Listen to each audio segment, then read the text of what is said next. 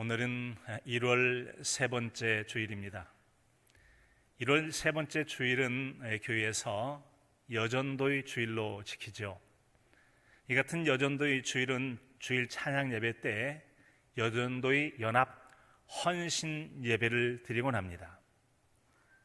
여전도의 연합이라고 하는 것은 여러 여전도회가 있는데 그런 여전도회가 연합해서 함께 예배를 드린다라는 말입니다. 그러면 여전도회란 뭘까요? 여전도회란 예수님을 믿는 여성 성도들의 모임을 가리켜서 여전도회라고 말하죠. 그러면 또 전도회란 뭡니까? 여전도회, 여성전도회란 말인데 전도회란 전도를 목적으로 하여 조직된 모임이다라는 말이죠. 따라서 여전도회의 주된 목적이라고 하는 것은 전도하는 것입니다. 전도를 목적으로 교회 안의 여성들의 모임이 조직이 되어 있다라는 말이고요. 그런 여전도회의 활동을 격려하고 헌신을 다짐하기 위해서 드린 예배를 가리켜서 여전도의 헌신 예배다라고 할 수 있습니다.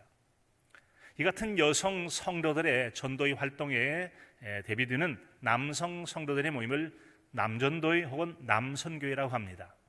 따라서 이와 같이 남선교회가 됐든 여전도회가 됐든지 간에 이 전도의 목적은 바로 전도입니다. 따라서 이 전도의 활동에 있어서는 주가 되는 전도가 보조가 되는 여러 활동들에 밀려지지 않도록, 가려지지 않도록 전도의 본래 목적을 잘 기억하고 전도의 활동을 해야 할 것입니다. 여러분, 아직은 우리가 1월 중순을 살아가고 있습니다. 오늘이 17일이니까 중순이죠. 연초라고 말할 수 있는 것입니다. 아마도 지난해 연말과 또 새해를 들어서면서 여러 가지 한 해 동안 어떻게 살아갈지 이런 목표를 이루리라 생각을 하고 많은 목표와 계획을 세운 분도 계실 것입니다.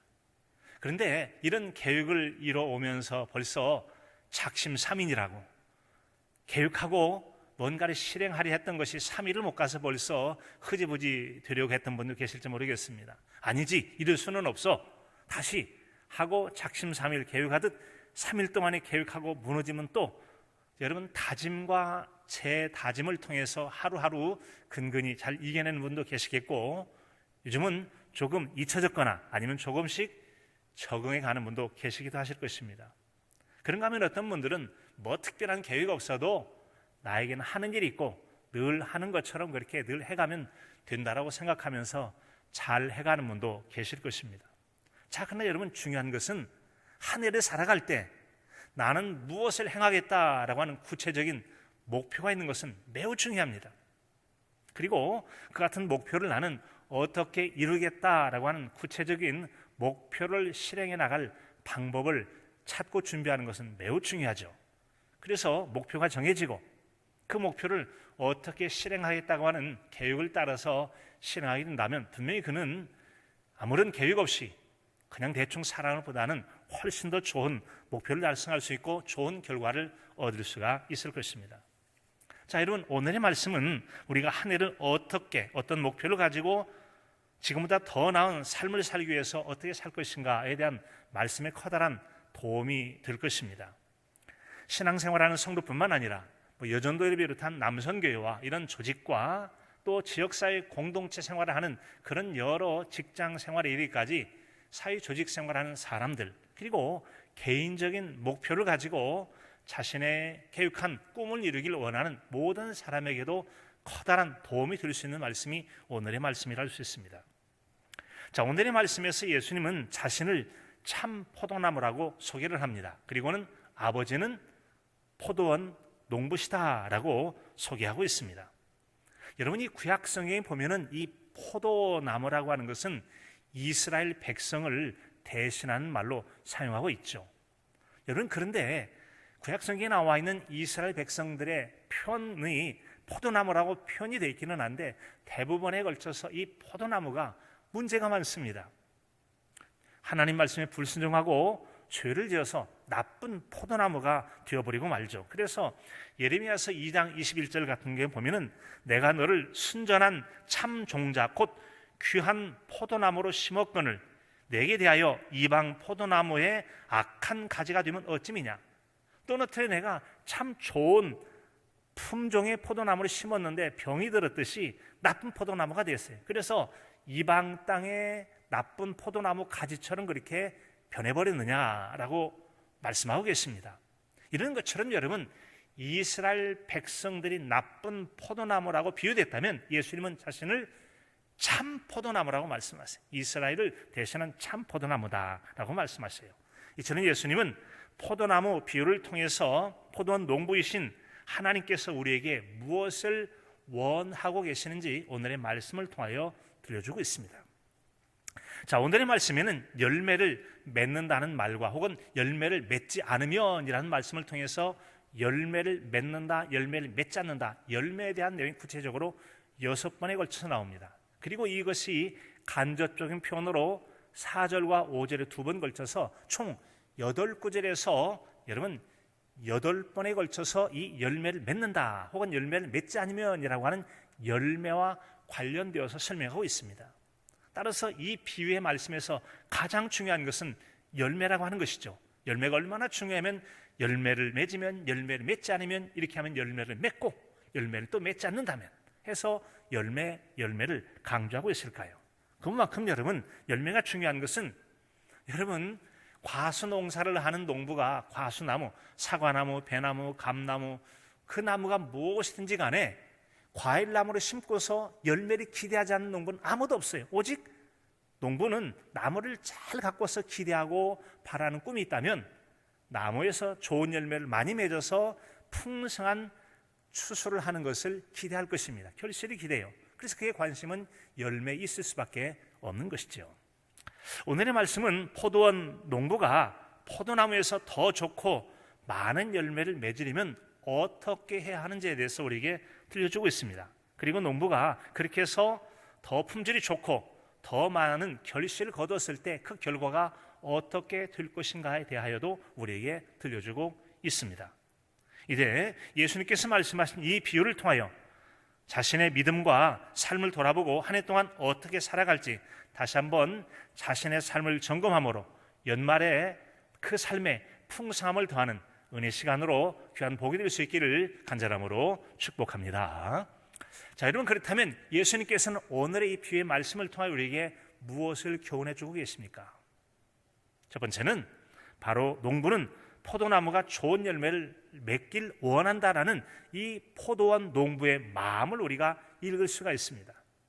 포도원 농부의 마음을 읽어요. 이것은 곧 하나님 아버지께서 성도인 우리에게 무엇을 원하시는지를 우리가 알 수 있다는 얘기죠. 포도농사라는 농부는 포도나무 열매에 관심이 많다고 했습니다. 그 열매에 대한 관심이라고 하는 것은 과연 이 열매의 품질이 어떨 것인가? 바로 좋은 품질에 대한 관심이 있습니다. 동시에 또한 그 열매는 얼마나 많이 맺을 것인가에 대해서 관심이 많이 있죠. 이 나무의 열매를 맺는데 품질이 좋다 할지라도 열매가 너무 적으면 원하는 만큼 충분히 수확을 거둘 수 없습니다. 또 반대로 여러분, 열매를 많이 맺기는 한데 품질이 나쁘다면 충분한 수확을 거둘 수가 없어요. 그래서 농부의 마음은 좋은 품질의 열매를 많이 맺는 것을 간절히 소망하고 또 그렇게 열매를 맺기 위해서 애쓰고 수고를 하게 되지요. 자, 여러분, 이처럼 농부는 더 좋은 품질에 더 많은 소출을 해야 되겠다는 목표를 정하게 됩니다. 그래서 나는 금년에 이 포도나무를 통해서 또 사과나무, 배나무, 감나무를 통해서 금년에 나는 좋은 품질의 많은 열매를 맺겠다라는 목표를 정하죠. 여러분, 그렇다면 목표가 정해지면 어떻게 하면 그 목표를 달성할 수 있을까를 생각하면서 어떻게 하면 이 과일나무에 좋고도 많은 열매를 맺게 할 수 있을지라고 하는 농사 방법을 찾게 되죠. 그리고 이 방법을 찾은 다음에 이렇게 하면은 좋은 열매를 많이 맺을 수 있구나라고 생각하면 그 방법을 적용하게 됩니다. 만약에 여러분 그것을 적용하지 않게 된다면 그것은 밥상에 밥을 차려놓고 먹지 않는 거나 똑같이, 그래서 먹지 않으면 배가 부르지 않은 것과 똑같아요. 예수님께서도 마태복음 7장에 보면은 삼중 기도에 대해서 말씀해 주십니다. 구하라, 찾으라, 두드리라 라고 말씀하셨어요. 농부가 마음에 좋은 열매를 맺기 원한다면 믿음의 사람 하나님께 기도할 것입니다. 그리고는 방법을 찾지요. 어떻게 하면은 많은 열매를 맺을 수 있을까 방법을 찾게 돼요. 그래서 이렇게 하면 된다라고 방법을 찾았을 때는 두드리라. 그 방법을 시도를 해봐야 되죠. 시도를 했을 때 마침내 좋은 결실을 거둘 수가 있게 되는 것이죠. 자, 여러분, 그래서 이처럼 우리가 주님의 말씀을 따라서 기도에 대해서도 우리가 기도를 드리고 방법을 찾아서 가르쳐 주신 다음에 그 말씀을 온전히 순종했을 때 이것이야말로 하나님 앞에 응답을 받을 수 있는 온전한 기도 드림이 될 수 있다고 하는 거죠. 기도는 구하기만 하고 방법을 가르쳐줘도 행하지도 않고 빨리 감 떨어져도 열매 하나 주세요. 잘못된 기도예요. 온전한 믿음의 기도는 모든 것을 범사에 하나님이 인정하고 기도하는 것이죠. 기도한 다음에는 방법을 구하는 거예요. 어떻게 하면 좋을까요? 방법을 가르쳐 주신 다음에 두드리듯이 순종할 때 그것이 온전한 기도, 삼중적 기도가 돼서 구하고 찾고 두드린 자에게 열리게 하시고 얻게 하신 은혜를 베풀어 주시게 되는 것이죠. 그 같은 내용을 바로 오늘의 말씀을 통해서 들을 수 있습니다. 포도원 농부이신 하나님께서는 우리에게 많은 열매를 어찌하면 얻을 수 있을지 방법을 가르쳐 주시는데 그 말씀 중에 2절의 말씀은 우리에게 이렇게 들려주고 있습니다. 물은 내게 붙어 있어 열매를 맺지 아니하는 가지는 아버지께서 그것을 제하여 버리시고 무릇 열매를 맺는 가지는 더 열매를 맺게 하려 하여 그것을 깨끗하게 하시느니라. 아멘. 농부가 포도나무가 원하는 만큼의 열매를 맺게 하려면 먼저 가지치기를 해야 되는 것이죠. 가지는 하나님께서 그것을 제거해 버리신다라고 했습니다. 가지에서 열매를 맺는데 농부가 그 열매를 맺는 가지를 제거해 버리신다고? 아마 이유가 있을 거예요. 어떤 가지를 제거할까요? 오늘 말씀 보니까 열매를 맺지 아니하는 가지라고 말씀하고 있어요. 모든 가지를 다 잘라낸 게 아니라 가지를 딱 살펴보니까 어떤 가지는 열매를 맺지 않다는 거죠. 그런 가지를 제어버린다. 이유는 왜 그럴까요? 열매를 맺는 가지에는 더 열매를 맺도록 가지를 잘라내야 나머지 영양분이 그 열매를 맺는 가지로 잘 흘러가서 열매를 맺을 수 있기 때문에 열매 맺지 않는 가지는 잘라내고 열매 맺는 가지는 더 풍성하게 열매를 맺도록 적절하게 가지를 잘라준다는 거죠. 그것이 바로 가지치기의 목적입니다. 예수님은 소중하게 키운 가지를 농부가 자르는 기준은 열매를 맺게 하려 합니다는 말씀처럼 열매를 맺느냐 맺지 않느냐에 달려 있어요. 농부는 열매에 관심이 많다고 그랬습니다. 그래서 당연히 농부가 가지를 남겨둘 것이냐 자를 것이냐는 열매를 맺느냐 맺지 않느냐에 달려있다는 것이죠. 이처럼 농부가 포도나무를 바라보면서 열매를 더 많이 맺게 하여 필요하다고 판단되면 가지를 남겨둡니다. 이 가지는 열매를 맺거나 더 좋은 열매를 맺는데 필요 없다고 생각하면 아낌없이 가지를 싹둑 잘라내 버리게 되죠. 여러분, 그렇지 않는 가지들을 제거해버려요. 이것은 열매를 맺는데 도움이 되지 않는 것, 외적 조건을 조성해 줌을 통해서 열매를 맺게 하기도 하고 맺지 않습니다. 자, 이제 몇 장의 사진을 보겠는데요.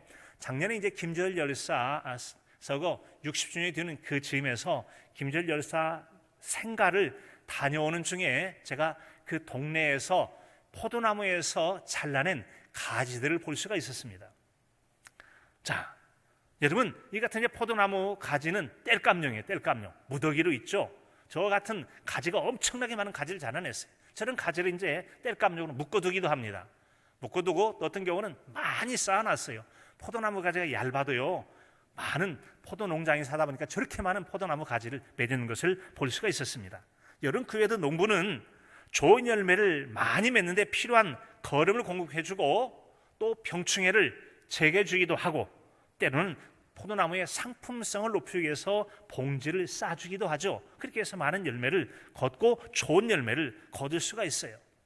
농부는 더 좋은 열매를 거둘 수만 있다면 그 이상의 노력을 기울여서라도 더 좋은 열매를 더 많이 맺기 위해서 수고를 아끼지 않을 것입니다. 여러분, 그렇습니다. 이처럼 농부가 더 좋은 열매를 더 많이 맺겠다는 목표를 정하고 그 꿈을 이루려고 구체적인 방법을 찾아서 실천을 하게 되는 거죠. 그게 바로 가지치기, 거름주기, 병충해를 제거해주기 등등등 봉지 쓰기까지 그런 일을 하게 되는 겁니다. 여러분, 그런 농부는 틀림없이 좋은 결과를 얻게 될 것입니다. 예수님은 이같이 포도나무 비유의 말씀을 하신 후에 제자들에게 3절의 말씀을 들려주시죠. 너희는 내가 일러준 말로 이미 깨끗하여졌으니 라고 말씀하십니다. 너희는 깨끗하여졌다. 농부는 포도나무가 더 많은 열매를 맺을 수 있도록 깨끗하지 못한 가지를 제거했다고 그랬어요. 여러분, 나무 가지는 정지가위로 잘라주면 되겠는데 제자들이 깨끗해졌다라는 이 말씀은 비유의 말씀을 신앙적으로 적용해서 들려주고 있거든요. 그렇다면 여러분, 제자들이 어떤 점을 깨끗하게 했을까요? 사람 몸뚱아리 일부러 잘라낼 수는 없는 거잖아요. 그렇다면 여기서 무엇을 어떻게 하는 것이 깨끗한 것이고 깨끗하게 된다는 것은 무엇을 말하는 것을 생각해 볼 필요가 있을 것입니다. 나뭇가지는 여러분, 필요하지 않는 가지를 잘라주는 것이 깨끗하게 하는 것입니다. 그렇다면 여러분, 성도는 무엇을 어떻게 하는 것이 깨끗하게 하게 되는 걸까요?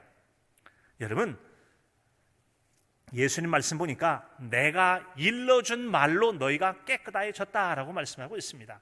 아하, 이걸로 봐서 포도나무는 필요 없는 것을 정지가위로 잘라주면 잘라진 것은 이제 깨끗하게 된 것입니다. 그런데 우리는 뭘로 깨끗해지냐? 하나님 말씀을 이 여러분 정지가위처럼 사용해서 우리에게 하나님 말씀에 합당하지 않은 것들을 아낌없이 잘라내는 거죠. 버리는 것입니다. 그렇게 해서 우리의 죄악이 있다면 요한일서 1장 9절의 말씀처럼 만일 우리가 우리 죄를 자백하면 저는 미쁘시고 의로우사 우리 죄를 사하시며 모든 불의의 수를 깨끗게 하실 것이오 라는 말씀처럼 사랑하는 성도 여러분, 하나님 말씀에 합당하지 못한 죄가 되는 것들을 아낌없이 가위로 잘라내서 열매 맺지 못하는 것을 열매 맺는 삶을 풍성히 열매 맺도록 잘라내 버리시기 바랍니다. 그것이야말로 여러분 진정 우리를 깨끗하게 하는 비결이 되는 것입니다. 또 하나는 우리가 여러분 이와 같이 하나님 말씀으로 우리가 열매를 맺는 것을 풍성히 맺고 또 열매 맺는 삶을 회방하는 것들을 가로막기 위해서 하나님 말씀으로 깨끗해졌다면 하나님 말씀으로 우리를 지켜서 죄짓지 않도록 하는 게 정말 중요합니다. 그래서 시편 119편 11절에 보면은 내가 주께 범죄치 아니하려 하여 주의 말씀을 내 마음에 두었나이다 라고 말씀하고 있습니다. 자, 이것은 하나님 말씀에 합당한 것이야 하면 행하지만 이것은 하나님 말씀에 죄가 되는 거야 하면 단호하게 거부함을 통해서 말씀을 내 마음에 두고 죄를 짓지 않는 것이죠. 요셉 같은 경우 여러분 밧세바가 유혹을 할지라도 이것은 하나님 말씀에 합당하지 않아 단호하게 거부를 하게 되잖아요. 말씀을 내 마음에 두어지면 이것이 죄를 막아내고 믿음의 열매를 거두는데 커다란 도움이 될 수 있다고 하는 것입니다. 사랑하는 성도 여러분, 우리는 그러면 신앙인은 어떤 열매를 맺을 수 있을까요? 우리가 맺을 열매는 믿음의 열매를 맺어야 될 줄로 믿습니다. 입술의 열매를 맺고 선한 실학인의 행실의 열매를 맺고 성령의 9가지 열매를 맺어가면 우리는 좋은 열매를 맺어가는 것이죠. 사랑과 희락과 화평과 오래 참음과 자비와 양선과 충성과 온유와 절제니 이 같은 것을 금지할 법이 없느니라. 사랑하는 성도 여러분, 농부는 열매를 관심 갖고 기대하십니다. 포도원 농부이신 하나님 아버지께서는 우리에게 믿음의 열매를 기대하고 계십니다. 한 해 동안에 내가 이러한 믿음의 열매를 맺어보겠다는 목표를 정하시고 그 목표를 이루기 위한 구체적인 노력과 방법을 통해서 많은 열매를 복되게 맺어가는 저와 여러분의 신앙의 삶이 되실 수 있기를 간절함으로 축복합니다. 여러분, 두 번째로 이 농부가 이 포도나무 비유를 통해 주시는 교훈은 많은 열매를 맺으면 이러면 예수님 안에 거해야 된다는 것이죠. 어떻게 하면 우리는 많은 열매를 맺을 수 있느냐? 예수님 안에 거해야 한다는 것입니다. 포도나무가 열매를 많이 맺으려면 방법은 하나예요. 줄기에 붙어 있어야 됩니다. 열매를 맺지 않는 가지는 잘라버렸어요. 아까 이런 사진에서 본 것처럼 잘라서 둔 가지는 점점 말라지게 됩니다. 잘라진 가지가 아무리 열매를 많이 맺고 싱싱해서 나는 내가 스스로도 열매를 맺어가고 결국은 잘 익은 열매를 만들어낼 거야 라고 꿈을 꿀지 모르지만 시간이 지나면 머지않아서 모든 가지는 점점 시들어갑니다. 말라 비틀어집니다. 그리고 익지 않은 열매는 그대로 익지 않은 상태에서 그냥 말라지고 말게 돼요. 결단코 열매를 맺을 수 없어요. 포도나무가 좋은 열매를 맺기 원한다면 줄기에 붙어 있어야 되고 줄기를 통해서 양분과 수분을 오고 가면서 이 줄기를 통해서 얻는 것이 있어야만 좋은 열매를 맺을 수가 있다고 하는 것이죠. 이와 같은 여러분, 보이지 않는 이 줄기와 가지 사이의 내면적 흐름을 바로 이 열매를 맺는 데 필요한 내적인 요소라고 볼 수가 있습니다. 아까는 여러분 바깥의 요소들을 잘라주기도 하고 거름도 주고 병충해 잡아주는 것을 좋은 열매를 맺는 외적 요인이라면, 좋은 열매를 맺는 내적 요인은 바로 그 나무 사이 눈에 보이지 않게 흐르는 영양분의 교통함에 있는 것처럼 내적 요인이라고 할 수가 있는 것이죠. 이것은 여러분 4절 말씀에 보니까 내 안에 거하라 나도 너희 안에 거하리라. 가지가 포도나무에 붙어 있지 아니하면 스스로 열매를 맺을 수 없음 같이 너희도 내 안에 있지 아니하면 그러하리라. 아멘. 예수님께서는 가지란 줄기에 붙어 있어야 열매를 맺고 붙어 있지 않으면 안 된다라는 것입니다. 또 이와 같은 여러분 비유의 말씀을 신앙적 적용을 통해서 너희가 내 안에 거하면 열매를 맺지만 내 안에 거하지 않으면 열매를 맺지 못한다라고 말씀하시므로, 나뭇가지라면 줄기에 붙어 있어야지만 우리는 예수님 안에 거하고 주님께서 우리 안에 거하는 상호 내재하는 이런 교제 관계에 있을 때 열매를 맺을 수 있다고 하는 것입니다. 여기서 여러분 줄기 나무는 가지는 나무에 붙어 있어야 되지만 우리는 예수님 안에 거해야 된다라고 하는 것은, 이것은 바로 예수님과 우리 사이에서 생명의 교통이 있어야 된다는 거죠. 생명이 흐르는 영적 교제가 있어야 되는 거예요. 생명이 흐르는 교제, 즉 나무 줄기와 가지 사이에는 수분이 오가고 물이 오가는 것처럼 예수님과 우리 사이에는 하나님 말씀과 은혜를 통해서 생명이 흐르는 은혜가 있어야 우리가 살게 되고 우리의 삶 속에 신앙인의 삶을 통해 열매를 맺어갈 수 있다는 말씀입니다. 사랑하는 성도 여러분, 신앙이 좋은 열매를 맺기 원하신다면 예수님 안에 거하시고 예수님과 영적인 생명이 흐르는 영적인 교제를 건강하게 이루어가실 수 있기를 바랍니다. 그런 교제를 이루어가실 수 있기를 바랍니다. 구체적인 목표가 있고 목표를 이루려면 좋은 방법이 뭐냐? 좋은 방법은 우리는 신앙 열매를 맺거든 예수님 안에 붙어 있어야 된다는 거죠. 예수님과 생명이 흐르는 영적 교제를 이루어가야 된다는 겁니다. 이런 교제에서 멀어지면 줄기에 떨어진 가지와 같이 열매를 맺지 못합니다. 문제가 생겨요. 믿음이 좋았던 다윗이 잠시 줄기에 붙어있던 가지가 떨어진 것 같이 영적으로 흩어졌을 때 다윗은 밧세바를 범하는 죄를 짓게 되고 맙니다. 그러나 죄를 지은 다음에 처절하게 회개하고 돌이켜서 회개한 다음에는 마치 더러워진 것을 깨끗하게 한 것 같이 다시 하나님과의 영적 교제를 이어가게 됐을 때 그는 하나님 앞에 귀한 자로 쓰임받게 됩니다. 사도행전 13장 20절에도 보면은 내가 이 세 아들 다윗을 만나니 내 마음에 맞는 사람이라 내 뜻을 다 이루리라. 다 이루리라. 여러분, 우리는 완전하게 살아갈 수는 없습니다. 때때로는 부족해 넘어질 때가 있어요. 그럴지라도 여러분, 그런 때가 있다면 내 더럽혀짐을 씻고자 하는 처절한 회개를 통해서 말씀의 가위로 잘라내버리시고 말씀의 방패로 지켜냄을 통하여서 회개하고 돌이키고 말씀 안에 거해야 된다면 다시 회복하여 내 마음에 맞는 자라 내 뜻을 다 이루라. 우리를 다시 사용하시고 우리를 통하여 믿음의 열매를, 삶의 열매를 풍성히 맺도록 도와주실 줄로 믿습니다. 이것이야말로 주님 안에 거하는 삶이 되어지는 것입니다. 살아있는 가지와 죽은 가지는 확연한 차이가 있습니다. 형태는 같아 보여도 여러분 붙어있지 않으면 열매를 맺지 못해요. 그러나 그 가지가 붙어있기만은 반드시 열매를 맺게 된다는 거죠. 농부는 쓸만한 가지를 남겨두게 됩니다. 여러분, 이같이 예수님은 그런 포도나무와 가지와의 관계를 내 안에 거하라 라고 이렇게 말씀하셨던 거예요. 5절에 보면 나는 포도나무요 너희는 가지니 너희가 내 안에 거하면 사람이 열매를 맺나니 나를 떠나서는 너희가 아무것도 할 수 없음이라 라고 말씀하셨어요.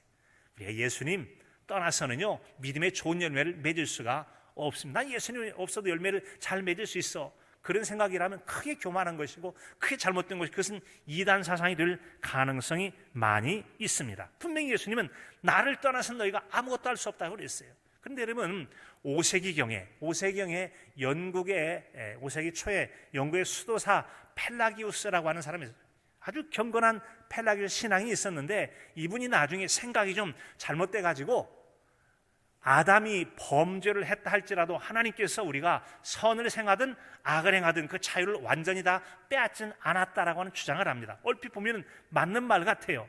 이 얘기는 뭘 어디까지 이야기가 뻗어간다면 하나님께서 우리에게 자유를 제한하지 않았기 때문에 내가 선을 행하면 내 선을 통해서 내가 구원을 이룰 수 있다라고 하는 거기까지 나가게 됩니다. 이런 주의를 가리켜서 펠라기오스주의라고 합니다. 펠라기오스주의. 이것은 나중에 이제 412년과 418년 에베소에서 제2차 공회에서 이단으로 정죄를 받게 되어지는 그게 바로 펠라기오스파예요. 나중에 이제 반셀라기오파라고 세미펠라기오스이 나오게 되는데, 반절 펠라기오스, 비슷한 행동이죠. 우리의 선한 행실을 통해서 우리가 얼마든지 구원 얻을 수 있다. 그것은 성경 전체에 흐른 하나님의 은혜 없이는 결단코 있을 수 없다, 열매를 맺을 수 없다는 것을 부인하고 반박하는 이단 사상이라는 거죠. 이렇게 할 수가 있으면 됩니다. 가지가 얘기를 합니다. 나는 줄기에서 떨어져도 열매를 맺을 수 있어. 이것이 뭐냐면, 우리가 하나님의 은혜가 없이도 선한 의지를 가지고 열심히 노력하면은 구원의 열매를 맺을 수 있다라고 하는 이 주의가 바로 펠라기오스주의라는 것입니다. 이것은 명백한 이단입니다. 여러분, 우리는 이단을 주의해야 됩니다. 이단이란 뭘 얘기합니까? 이단이라고 하는 것은 여러분, 하나님 말씀에서 말하는 것과 다른 잘못된 가르침을 가리키는 것을 이단이라고 말해요. 우리가 가까이서 보면 이단은 신천지 이단이 있죠. 통일교 이단이 있습니다. 구원파 이단이 있기도 합니다. 하나님의 교회 이단이 있기도 해요. 이것은 여러분, 진정한 의미에서 줄기에 붙어있지 않으면서 붙어있는 모양으로 끈으로 묶어놓듯이 비슷하게 성경책을 같이 사용해요. 그러나 하나님 말씀에서 벗어난 여러 가지 방법들을 통해서 이단 사상의 특징은 예수님 한 분으로 만족할 수 없다는 겁니다. 통일교에서 가르치든 구원파에서 가르치든 하나님의 교회에서 가르치든 신천지에서 가르치든 그들이 뭔가를 또 하나 요구를 해요. 여러분, 미국인들이 믿고 있는 몰몬교도 마찬가지죠. 모든 것들이 다 뭐가 문제이죠? 하나님 예수님 한 분으로 만족하고 또 다른 것을 더하게 됐을 때 이것은 예수님과 우리 사이에 뭔가 틈새 끼워 넣게 되는 거예요. 틈새 끼워 넣는 순간 잘못된 교리나 가르침은 결과적으로 줄기에서 떨어져서 자신의 노력으로 뭔가를 이루겠다라고 하는 잘못된 사상이, 그것이 바로 이단이 된다는 거죠. 사랑하는 성도 여러분, 잘 기억하시기 바랍니다. 예수님을 떠나서는 아무것도 할 수 없다고 하는 것입니다. 오직 예수 그리스도를 통해서만, 예수님과 생명을 흐르는 영적 교제를 통해서만 열매를 맺고 풍성한 열매를 맺게 될 줄로 믿습니다. 이것이 바로 예수님 안에 거하는 삶이라고 하는 것입니다. 이처럼 우리가 예수님 안에 거하는 영적 교제를 이뤘을 때 6, 7절에 있는 말씀처럼 사람이 내 안에 거하지 아니하면 가지처럼 밖에 버려져 마르나니 사람이 그것을 모아다가 불에 던져 사르느니라. 아까 말씀드린 것처럼 땔감용으로 쌓아놓은 그 포도나무 가지는 다 부엌에 들어가서 태워질 것입니다. 너희가 내 안에 거하고 내 말이 너희 안에 거하면 무엇인지 원하는 대로 구하라. 그리하면 이루리라. 아멘. 여러분, 이처럼 가지가 줄기로부터 생명을 주고받으면 그 가지의 희망인, 그 가지의 꿈인 좋은 열매는 당연히 맺히게 된다는 겁니다. 우리가 이런 예수님 안에 거하면서 예수님과의 생명의 영적 교제를 갖게 되고 기도하고 마음으로 구하게 된다면 믿음으로 원하는 것을 풍성히 거두는 열매를 거두게 될 줄로 믿습니다. 이것이 바로 믿음 안에 열매를 맺기를 원하는 목표와 그것을 어떻게 이룰 수 있는가의 방법이 되어집니다. 따라서 사랑하는 성도 여러분, 우리가 좋은 열매를 맺기를 원한다면 우선순위가 있어요. 우선순위는 내가 무엇을 뭔가 열심히 해보겠다는 펠라기오스적 생각을 가지고 열심히 노력하는 것보다 중요한 건 예수님 안에 거하는 것이 우선순위요 먼저라는 것입니다. 예수님과의 건강한 교제를 먼저 행함을 통하여서 예수님 안에서 예수님과 영적 생명의 교제를 통하여 금년 안에 많은 열매를 풍성히 맺어가는 복 있는 저 여러분의 신앙의 삶이 되실 수 있기를 간절함으로 축복합니다. 여러분, 또 오늘 이 교훈을 통해 주시는 세 번째 말씀은 좋은 품질의 많은 열매는 그 농부에게와 나무에게도 커다란 기쁨과 영광을 가져다 준다고 하는 것입니다. 여러분, 사람마다 삶이 다르듯이 삶에 맺는 열매가 각기 다를 것입니다. 또한 그 열매의 종류도 천차만별 다양할 수가 있습니다. 그런데 여러분, 중요한 것은 모든 과일 나무에 있어서 희망은 좋은 열매를 많이 맺는 것이고 모든 사람들의 꿈은 한 해 동안의 삶을 통해서 좋은 목표를 풍성히 그리고 아주 넉넉하게 거둬서 아주 좋은 행복감을 누리길 원할 것입니다. 그런데 때로는 우리가 원하는 것처럼 원하는 열매를 맺기도 하지만 그렇지는 못할 수가 있어요. 제가 여러분 시골에 자라면서 보리밥 같은 게 보면은 깐북이라는 걸 봐요. 밀도 깐북이라는 게 있어요. 깐북이가 뭔지 아시죠? 새까맣게 변해버린 열매입니다. 그런데 개체별로 어떤 것은 깐북이 열매를 맺는데 문제는 깐북이가 저 혼자 깐북이가 아니에요. 이 깐북이가 옆에 가루가 흩날리면 또 다른 깐북이뼈를 확장시킵니다. 코로나 바이러스가 한 사람은 걸리는 게 아니라 이것이 퍼지게 되어지면 또 다른 사람들에게 병을 주기 때문에 사회적 거리를 두어서 오늘날 이렇게 예배에도 많은 제한을 받고 있는 거 아니겠습니까? 여러분, 이처럼 이 열매라고 하는 것은 부정적 영향을 주고, 그래서 우리가 이 열매에 좋은 것도 있고 나쁜 것도 있고 부정적 열매도 있게 되어지는데, 중요한 것은 좋은 열매를 맺을 때 주님의 기쁨이 되고 그 열매를 맺은 나무에게나 여러분 우리 신앙인의 삶에도 복이 된다는 걸 말씀해 주고 있어요. 그 내용을 8절에서 이렇게 들려줍니다.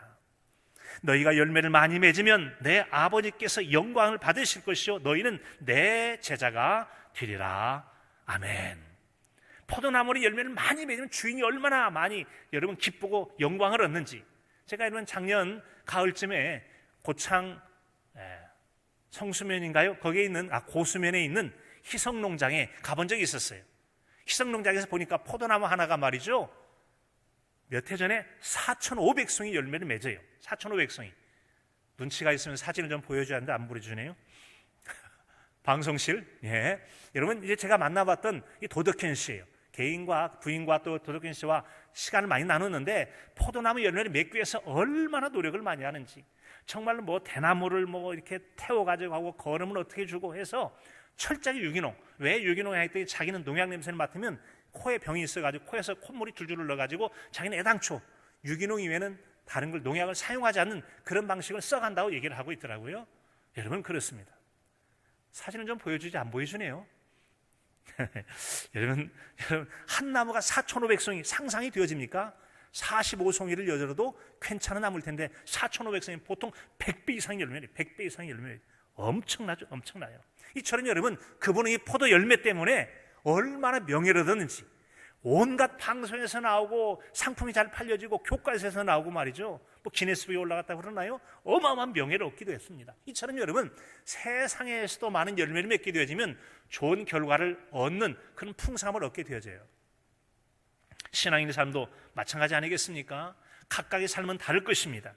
세상 사람을 살기도 하고 여전도의 삶을 살기도 하고 남성교회 살기도 하고 각자 맡은 역할이 있기도 할 것입니다. 사회인으로, 직장인으로, 개인 사업인으로 무언가 우리가 노력을 통해 열매를 맺게 된다면 실적이 있게 되어지고 회사에 기쁨을 줄 수도 있고 직장 부서 내에서 명예를 얻기도 하고 상을 얻기도 할 것입니다. 개인은 수익을 얻기도 하게 되겠죠.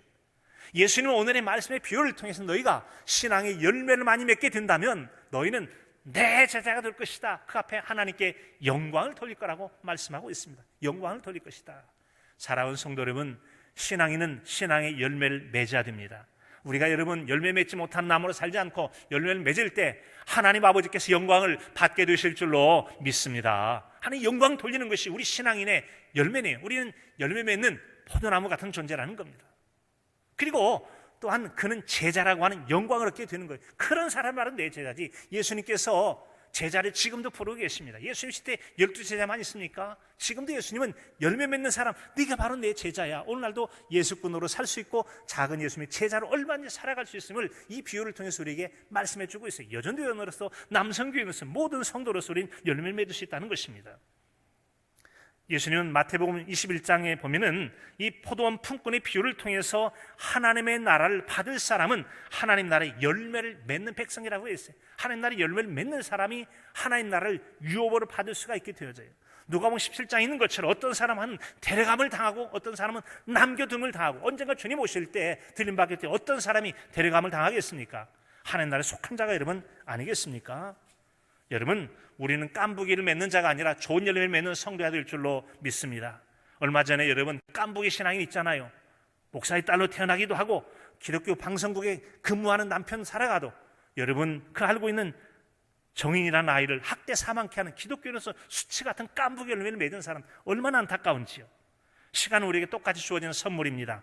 우리에게 여러분 어떤 목표를 설정할 것인가, 우선순위를 따라 살아가고 마땅히 자신이 해야 할 일들이 힘쓰고 좋아하는 것보다 마땅히 할 일을 먼저 행하긴다면 좋은 열매를 맺어가는 복된 한 해가 될 줄로 믿습니다.